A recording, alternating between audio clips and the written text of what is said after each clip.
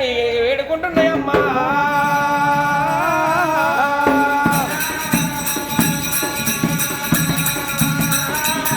ఎప్పుడైతే పక్షులు కలగలవలికినప్పుడు శంకరులు పద్మాలు వీడ వెనుక దాచి పెట్టిండు నాయన కొడుక మల్లయ్య పక్షులన్న మాటకి వేదమేమి లేదు తప్పేమి లేదు మల్లయ్యో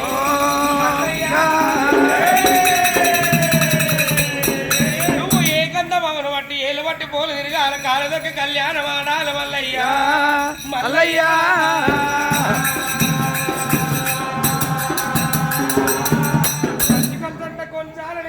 కంచి మీద ప్రాణం పెడితే మించేడు మూతలు మోగుతుంది కంచి వేరు పట్నం వేలేవాడు వరదరాజులు వారి భూపాల సిద్ధమ్మ